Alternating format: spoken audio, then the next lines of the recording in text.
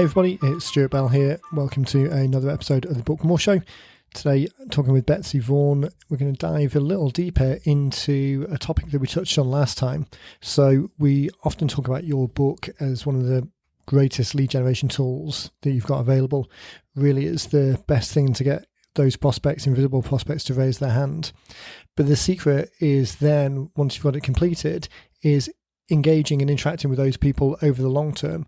So they've raised their hands, they've expressed an interest, but really it's how you communicate with them over the next number of days, weeks, months, years that is really going to lead to the opportunities to speak with them about educating them and motivating them over time to do business with you and how you can best help them.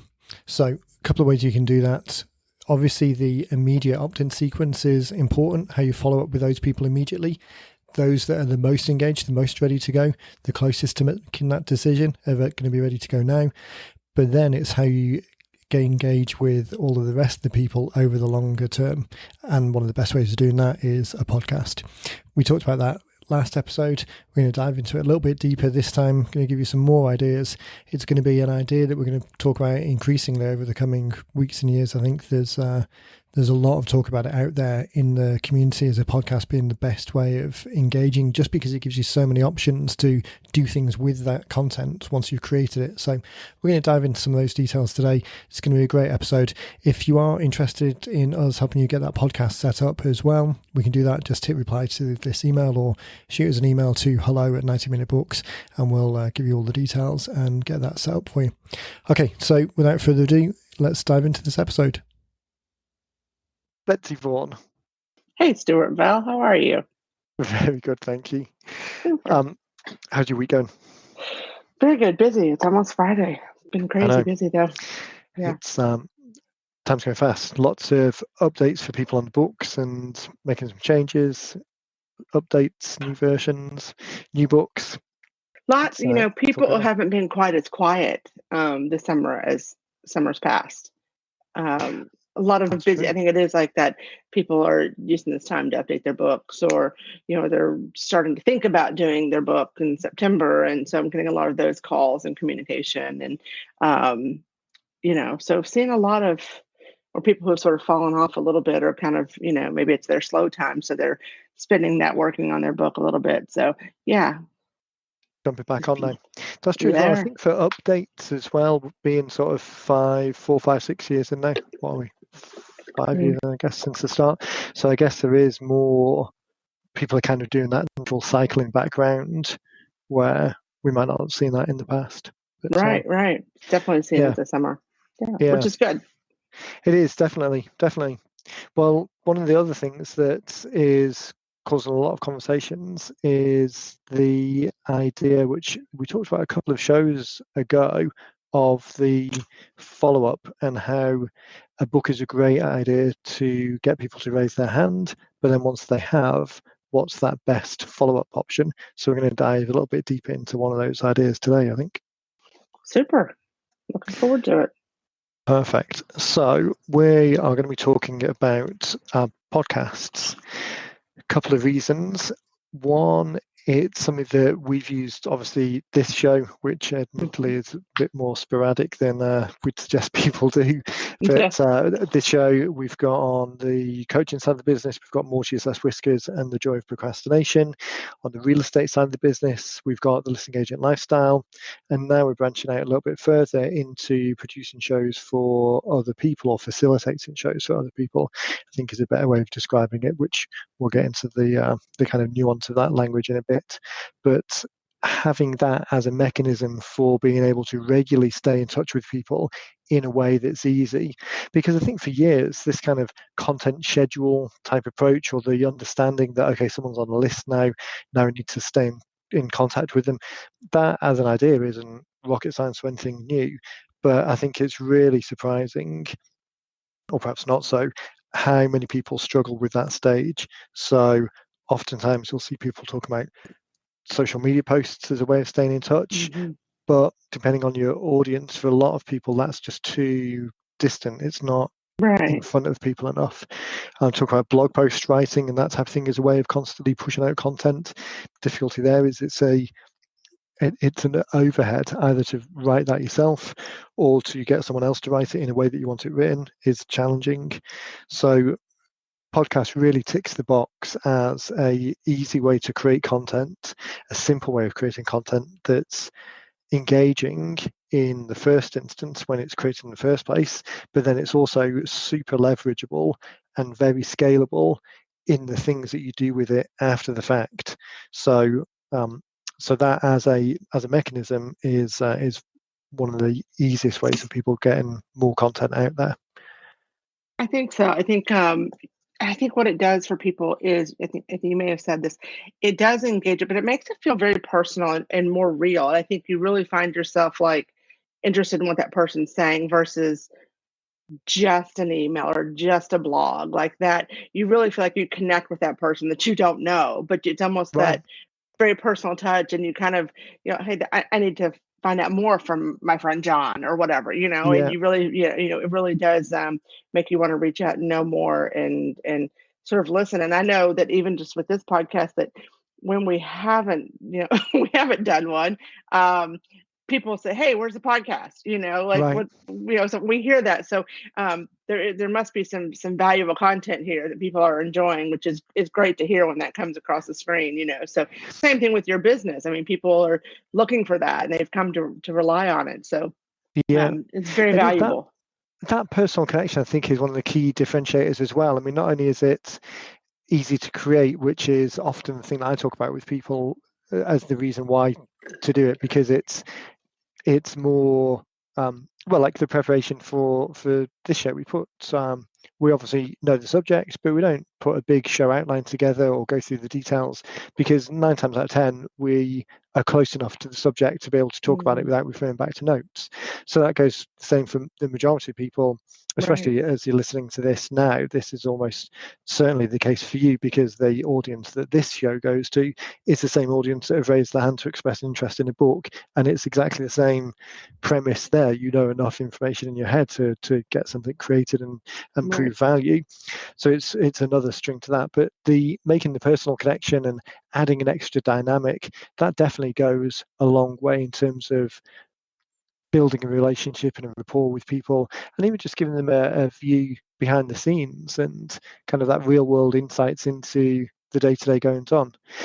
One of the favorite people for content at a kind of an extreme level is Gary Vaynerchuk. I mean, obviously, if you see what he's doing, I mean, that really is a documentary of the day-to-day life, and he constantly talks about there the fact that it's not about just having set staged pieces that are presented like produced content. It's just that constant insights into the background of the day-to-day of what's going on. Now that's the day-to-day of what's going on at a very high-level organization and high-level individual. So there is that brings a certain amount of dynamic to it as well. But I think the same applies at any stage. No, I think so too. I think it's whatever's relevant to what's going on in your life. Yeah, definitely. Yeah. So let's dive into some of the important elements of the podcast that aren't necessarily anything to do with podcasting itself.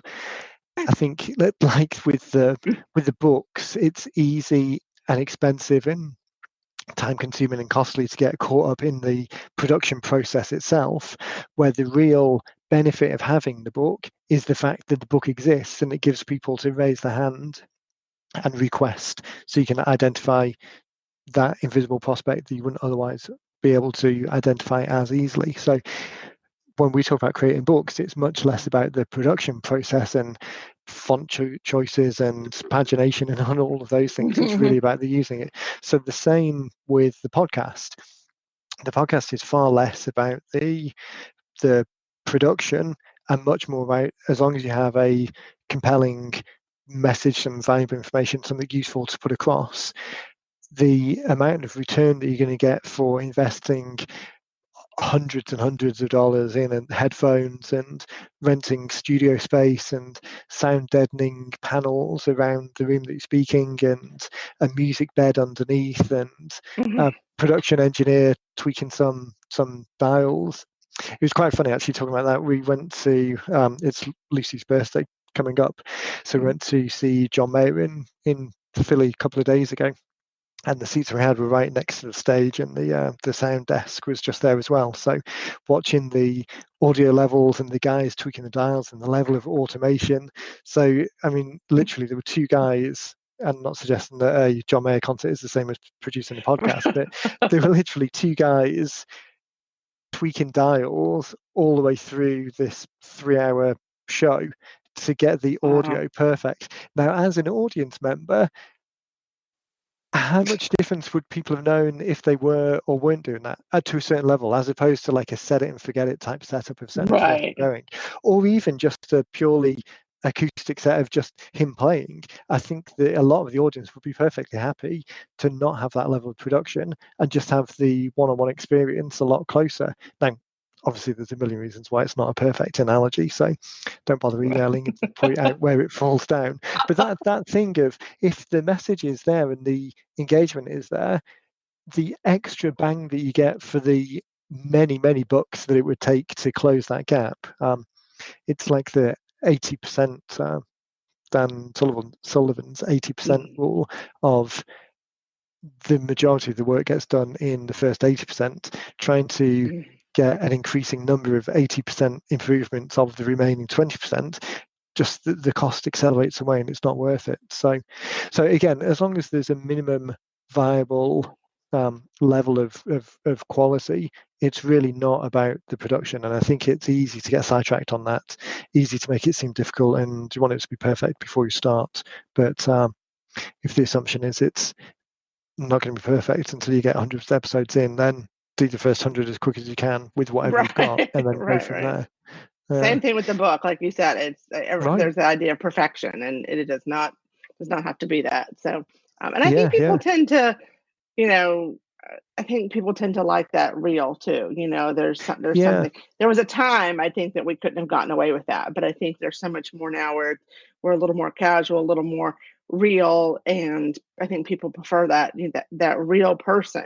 Who's. Do you know? I think it's a development of the environment. So when exactly as you said, when you first, like, the life cycle of what podcasts have gone through has changed. So when you first started, the quality across the board was pretty lowish because podcasts, at least I'm not talking about radio shows that are distributed through a podcast, but podcasts that people are doing themselves, equipment was expensive.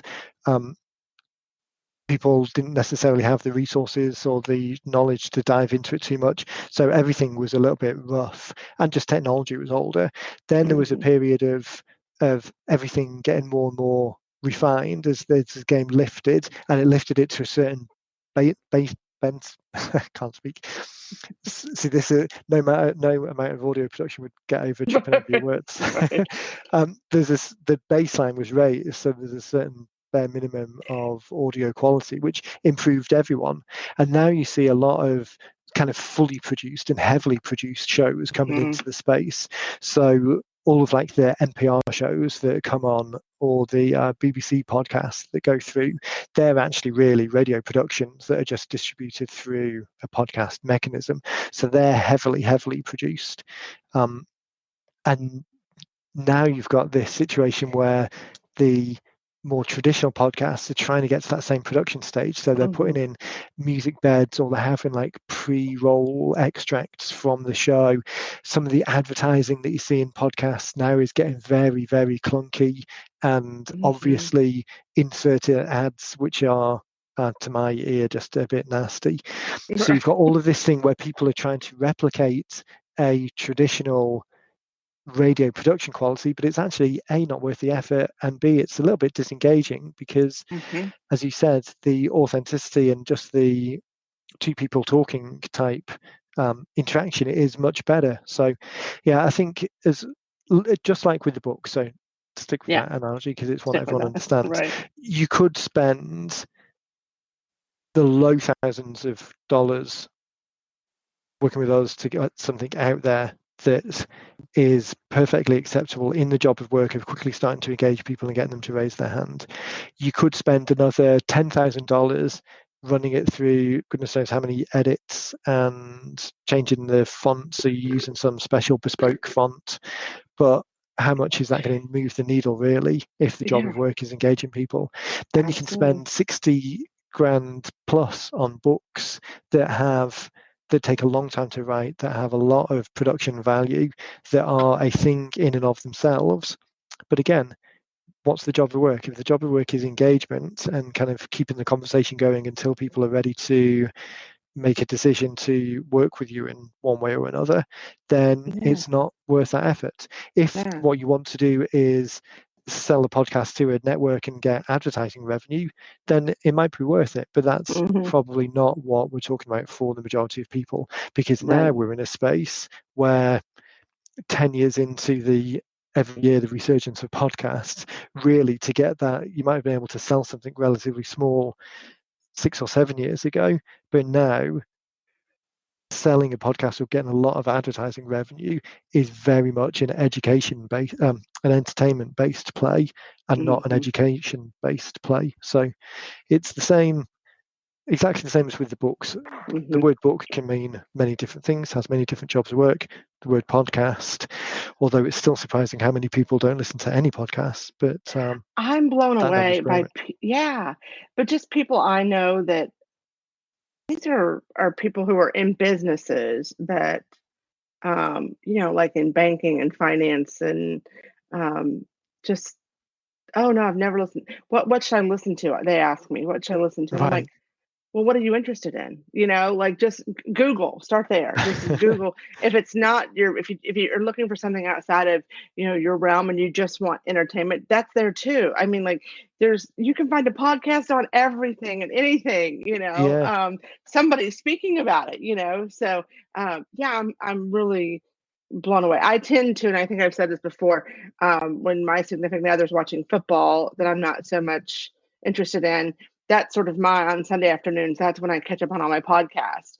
And so so that it appears that we're having time together, we're sitting on the same sofa. I have AirPods in and I'm just listening and taking notes. And every once in a while I talk back to the person I'm listening to. And that's when I get a reaction. What did you, So I look forward to football season for different reasons. So I actually make myself find the time to sit down and catch up on so many, so but I am surprised at how many people don't listen at, just the information. There's a lot of valuable information out there, a lot of, compelling messages that that somebody's wanting, so it's surprising to listen, because no matter how you read newspaper, you read magazine or I guess newspaper articles about how podcasts are in a resurgence. I mean, like I said, I've heard those stories for goodness knows how many years.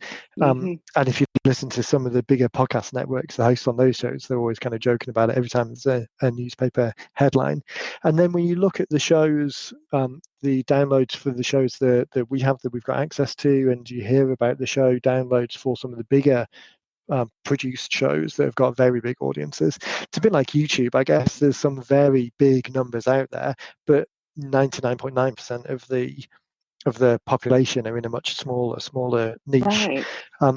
But even so, it's still the case that a lot of people don't. It's not something that they necessarily listen to because they're not familiar with it. But that, I think, is where the opportunity lies, because establishing something now where it is on the cusp of that, we're no longer in the early adopter stage, far from it. We're not even in the kind of that next bit of the curve where you're kind of getting some of the enthusiastic fans, they're going in and finding it. Now we're really in the stage of it's just starting to break into mainstream awareness, if not actually mainstream adoption, but then that adoption is the next one.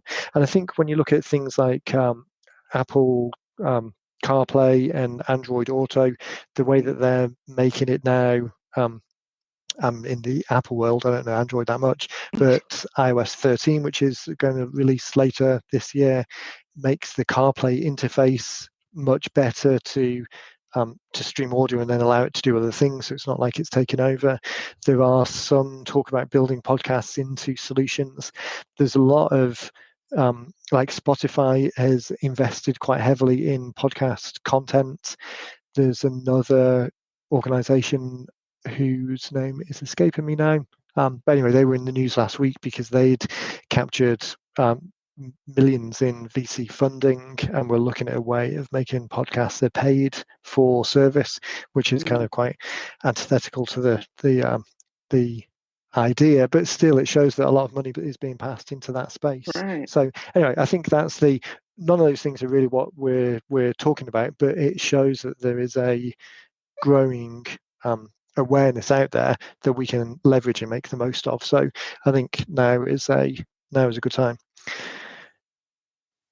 So that kind of sets the scene for podcasts generally. So let's dive into specifically the way that we view them and use them, and how it ties best into you guys as you're listening here, knowing that you're receiving this because you've expressed interest in writing a book. So obviously we're talking about a kind of a marketing and engagement type context rather than entertainment.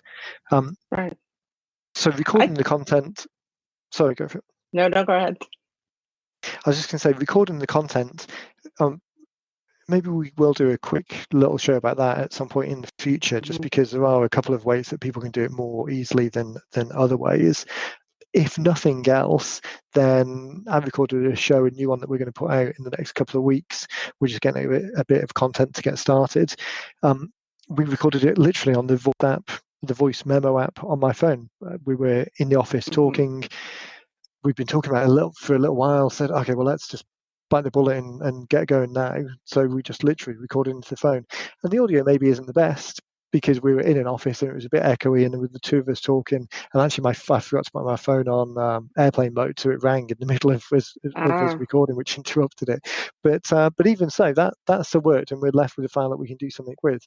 So the recording itself is not too much of an issue. So we'll do another show at some point to talk about what you then do with it and how do you get it into a feed, that type of thing.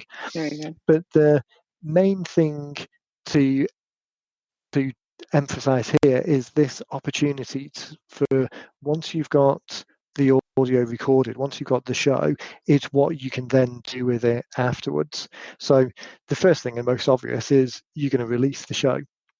So that's not difficult to imagine. You record the show, do whatever you need to do to get it released, and then it releases. Now, the majority of podcasts that I subscribe to, apart from our own, that's pretty much all that happens.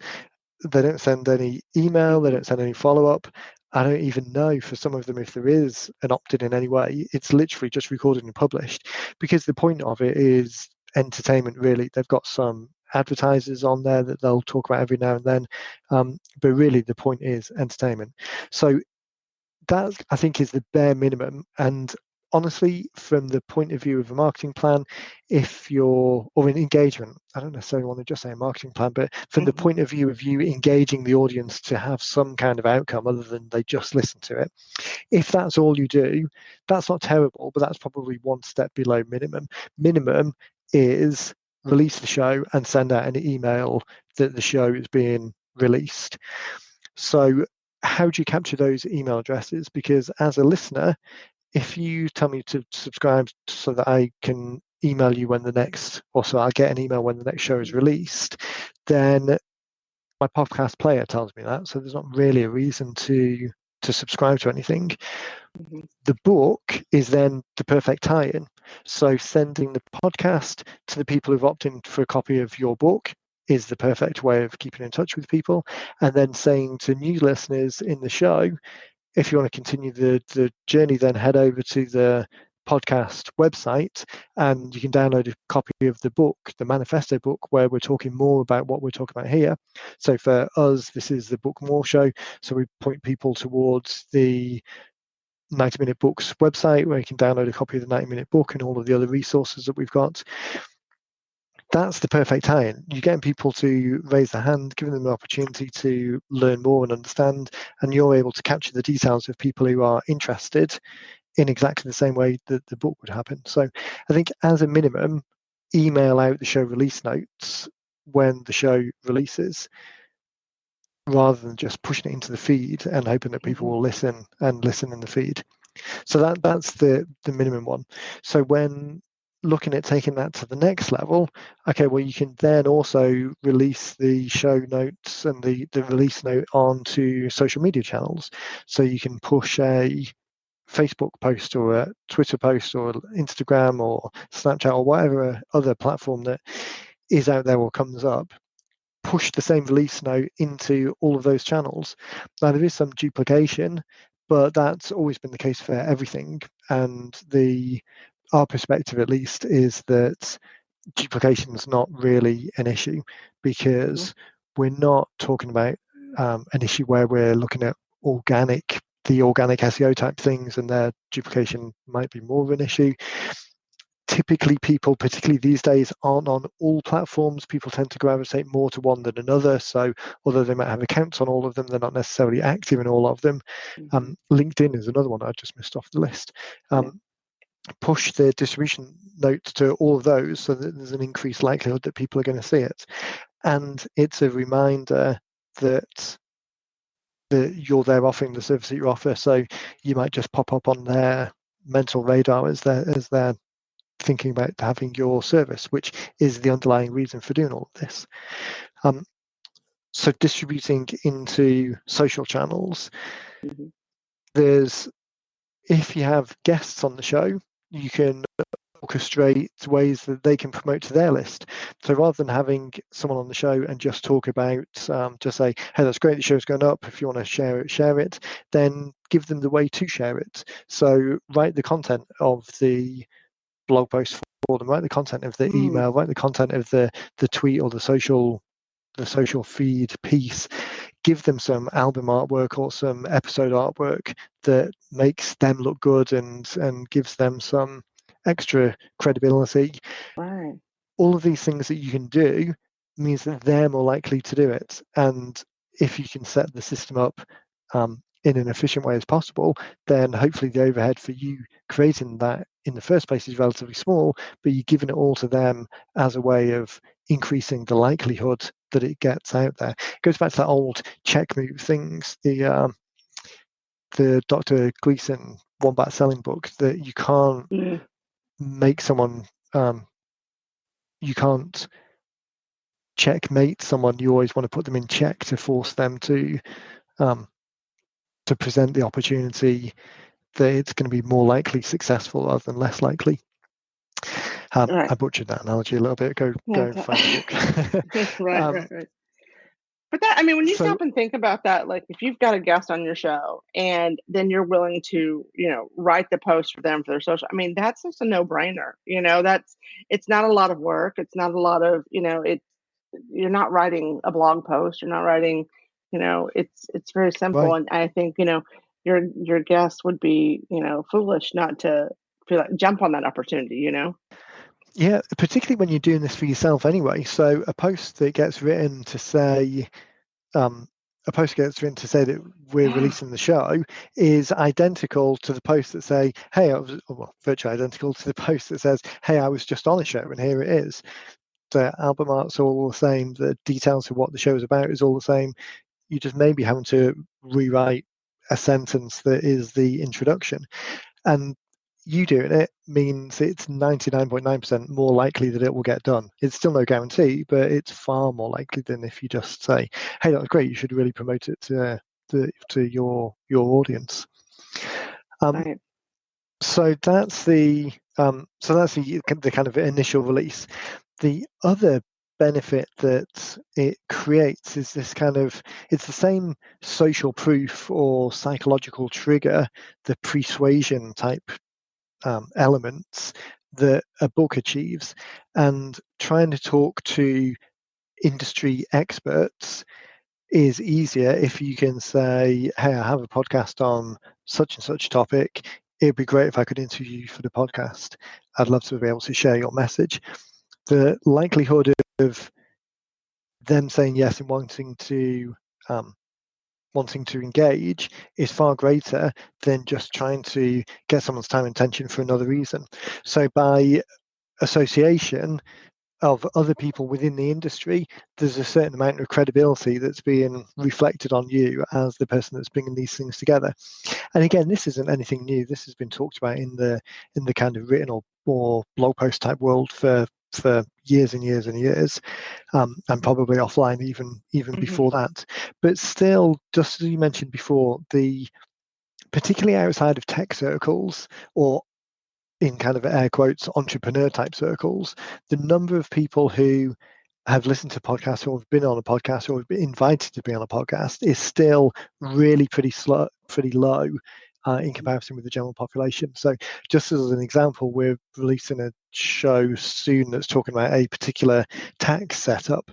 Now, talking about small niches, this one is very, very specific, but there's a big enough audience that it is a subject. And for those people where it's important and it resonates, this is super important. The person who's hosting the show, and once it releases in a week or two, we'll definitely do a little bit of a circle back and talk about it. In fact, we might even be able to get the person on the podcast here, and we'll talk about the setup. But anyway, he was feeding back saying that he's reached out to some industry leading experts, and really the person that invented this whole framework, and was able to get time with the person and talk, and the person was grateful and was impressed at what was happening, all from the fact that the guest doesn't work in tech. They're not a podcaster. They never kind of get any exposure to this. I think, in fact, they were referring to it as a radio show a couple of times when they were talking. But still, because it's something that they don't know how the sausage is made behind the scenes. Right. They were just asked to be on something that is being publicized that in their mind sounded like a radio show. They hadn't been asked that before.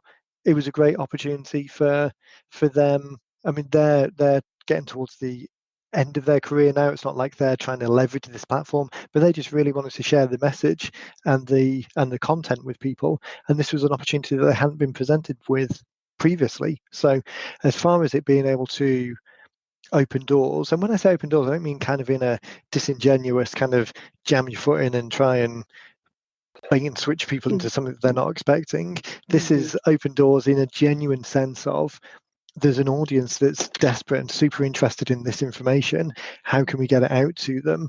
And this is one of the more effective ways. Okay. We've talked then about the creation, and so I just wanted to hit on one more thing, and that's kind of like the leveraging. So we talked about the creating and what to do on day one. We've talked about a couple of the bigger persuasion type things of why it's a medium that resonates with people and gives you a kind of a reflected light of the guests that you have on. So the leverage element is, okay, now that I've got this audio, what can I do with it afterwards? And if you haven't subscribed to the More Cheese Less Whiskers podcast, definitely recommend doing that. Head over to morecheeselesswhiskers.com, because not only is it a great example of look behind the scenes at how the sausage is made, but Dean's got guests on there every week where they'll talk about this similar kind of framework. Might be different examples, but this similar kind of framework. So definitely subscribe to that one.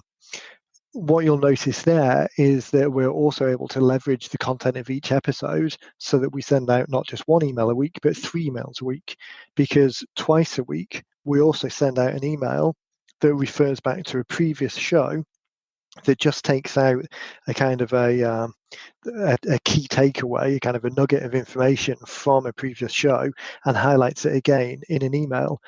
Now, why do we do that? Well, we're really interested in the kind of super signature, which we've done a show on in the past, the super signature and the PS message that goes out with that email broadcast. And the message itself, the nugget, the takeaway from the episode, is really just a way of keeping that conversation going. It's a way of presenting the PS and super signature whilst also delivering something of valuable in a little bite-sized, easy to consume way. Again, that email goes out in the form of the email and also social media posts. The content itself really comes from the audio of the podcast. You need to rewrite a little bit just to make it make sense in 200 words, but that's a lot easier than trying to write a 500-word blog post 2 times a week on brand new subjects or writing words that didn't previously exist.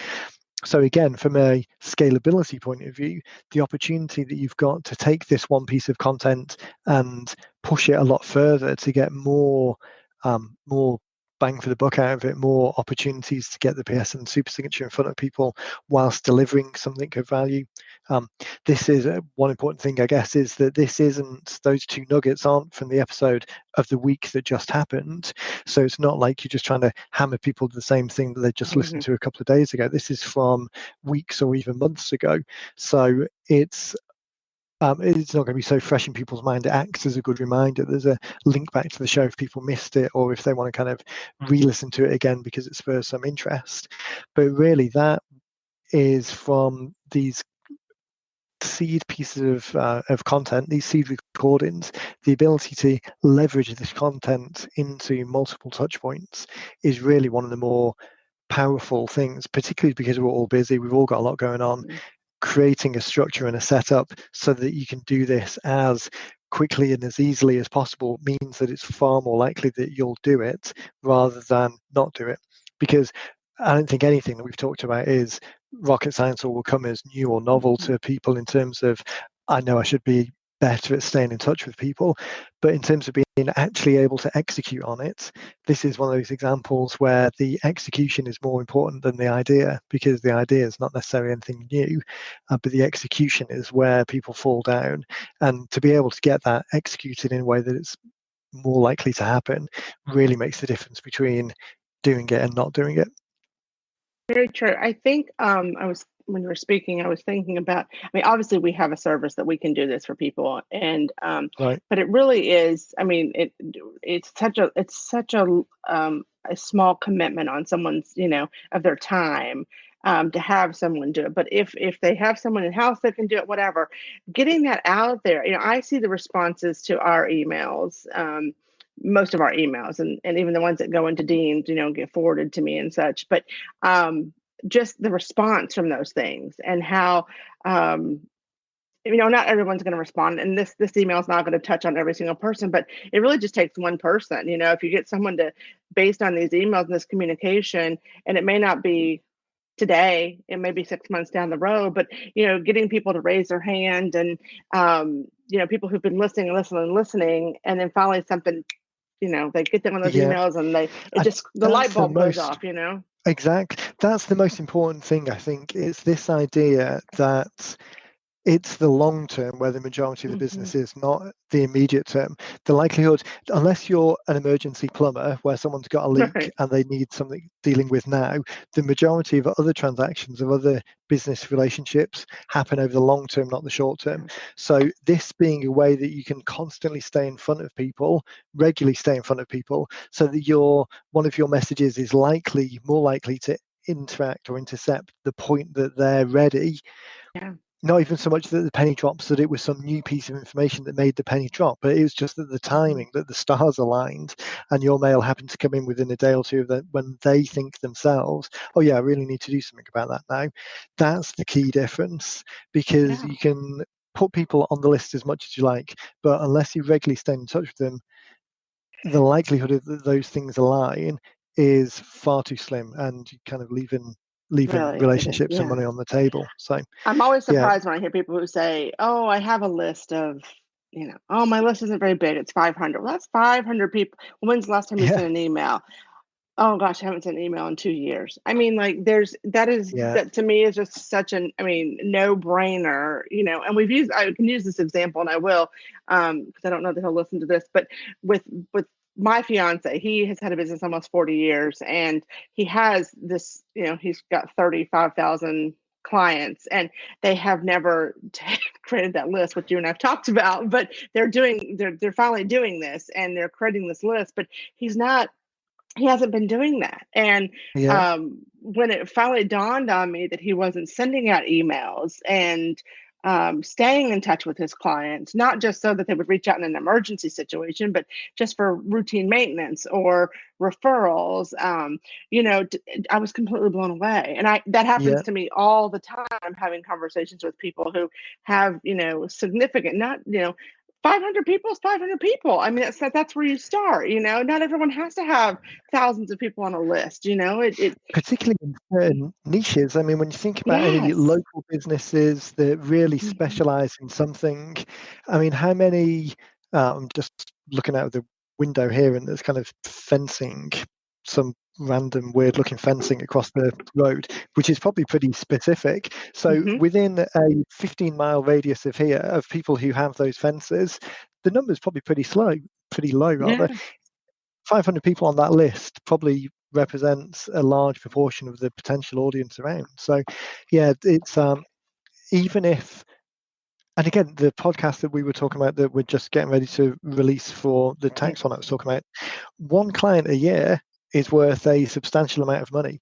If that podcast Absolutely. turns into even just one a year, then it's worth the time and money investment of getting up and running. And that's even just on the immediate and obvious and trackable return, let alone the bigger picture of the extreme amount of content that's being created that can be reused year after year after year after year.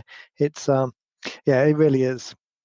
It's it's exciting and straightforward. It's Yeah, and I yeah, don't think people need to be scared about, oh, well, I don't have time, or 2 emails a week or 3 emails a week. That's a lot. Then don't start there. Start with one email. Just right. something to constantly, be, in communication with them, and just sort of remind them that you're there. Just Yeah, hey, because it just like you said, it takes one. And some people in some business, it is just that one email is such a return on the investment. right, It's definitely worth it. So, yeah. definitely. I just looked at the clock, and as usual, we are running long. Look at So that. let's wrap there, because I think this is a Yeah. good benchmark for that conversation of the ongoing engagement. The book as an opt-in, as a reason to get people to raise their hand, works great at the front end. Mhm. You then need something to follow up. That thing that you've got following up, you then need to give people a reason to opt in and raise their hand. So the Mhm. book works great in the follow-up sequence for the new audience that's coming through as well. And the main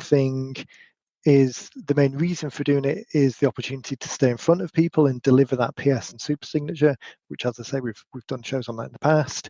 And the main reason the podcast works particularly well, just like a book works very well to get people to raise their hand, is that there are ways to make it very simple to create and very leverageable and scalable. So it really is one of the easiest solutions, if not the easiest Mhm. solution to get out there. Yeah, I It's agree. We'll do a couple of shows in the future to dive into a few more details. So as you listen to this, if you've got any specific questions, then drop me a note. As I say, I'm not too worried. There's a ton of resources out there for how to record a podcast. Mhm. So I'm not sure we can add much to that conversation. But if people are particularly interested, then we can do a quick show on that. The podcast service that we mentioned, that's a 90-minute book service that we've got. Dial Talk done. So if you just shoot us an email to support at 90-minute books, then we can get you the details on that. We'll be launching that live to the general public in the next month or so, probably. But anyone who's on the list already, just shoot us an email and we'll get you the details sooner rather than later. You can be the first to get that information back out. And I think that's it. Yeah, Anything very good. that we have missed? No, I think that's good stuff, and valuable to anybody who's been thinking about the podcast, thinking about communicating with their list, or if you haven't been thinking about communicating with us, maybe you are now. So hopefully Yeah, that's beneficial to you. fantastic. Well, as always, head over to 90minutebooks.com/podcast and you can find the show notes for this episode. As I mentioned, if you want any information on the podcast service, then just drop us a note with Dial Talk Done in the subject heading, and we'll get you that information ahead of the general launch. And as always, if you're listening and haven't yet started your book or are thinking about a second, then reach out again to support at 90-minute books and we can help you get started with that as well. Alrighty. Thank you, Betsy. We will talk again next week. Very good. Take care.